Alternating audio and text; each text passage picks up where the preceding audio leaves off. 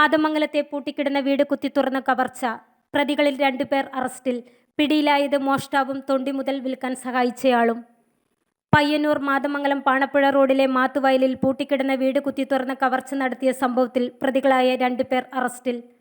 പാലക്കാട് സ്വദേശിയും കാസർഗോഡ് അർലങ്ങാട്ടെ താമസക്കാരനുമായ അബ്ദുൾ ലത്തീഫ്, തൊണ്ടി മുതൽ വിൽക്കാൻ സഹായിച്ച കാജ ഹുസൈൻ എന്നിവരാണ് കാസർഗോഡ് നിന്നും പയ്യന്നൂർ ഡിവൈഎസ്പിയുടെ നേതൃത്വത്തിലുള്ള പ്രത്യേക സ്ക്വാഡിന്റെ പിടിയിലായത്. ഇവരെ കോടതി റിമാൻഡ് ചെയ്തു.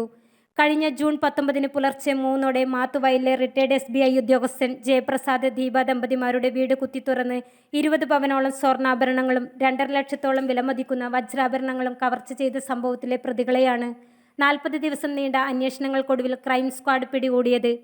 മോഷണത്തിലെ കൂട്ടാളിയെ കൂടി പിടികൂടാനുള്ള ശ്രമത്തിലാണ് അന്വേഷണ സംഘം. ജയപ്രസാദിന്റെ ഭാര്യ ദീപ ആയുർവേദ ചികിത്സയ്ക്കായി തളിപ്പറമ്പിന് സമീപത്തെ ആശുപത്രിയിൽ ചികിത്സയിലായിരുന്നതിനാൽ ഇരുവരും വീട്ടിലുണ്ടായിരുന്നില്ല. വീടിന്റെ മുൻവശത്തെ വാതിൽ കുത്തിത്തുറന്നാണ് മുറികളിലെ 4 അലിമാരകളിൽ നിന്നും സൂക്ഷിച്ചിരുന്ന 16 ലക്ഷത്തോളം രൂപയുടെ ആഭരണങ്ങൾ സംഘം കവർന്നത്. അന്ന് തന്നെ ഡിവൈഎസ്പി കവർച്ചയ്ക്ക് പിന്നിലുള്ളവരെ കണ്ടെത്താനായി പ്രത്യേക സ്ക്വാഡ് രൂപീകരിച്ച് അന്വേഷണം ആരംഭിച്ചിരുന്നു. 500ഓളം CCTVയുടെ പരിശോധനകളിലൂടെ മോഷ്ടാവ് ടോർച്ചുമായി വരുന്നതും പോകുന്നതുമായ ദൃശ്യങ്ങൾ ലഭിച്ചു.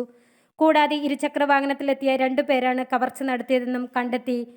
കവർച്ച നടത്താനായി മോഷ്ടാക്കൾ എത്തിയത് മലപ്പുറം എടപ്പാളിൽ നിന്നും.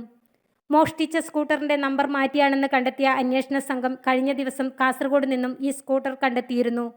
മോഷണം മുതൽ വിൽക്കാൻ ശ്രമിച്ചയാളെ പിടികൂടിയതിലൂടെയാണ് മോഷ്ടാവിൽ ഒരുവനെയും പിടികൂടാൻ കഴിഞ്ഞത്. News desk Kerala media.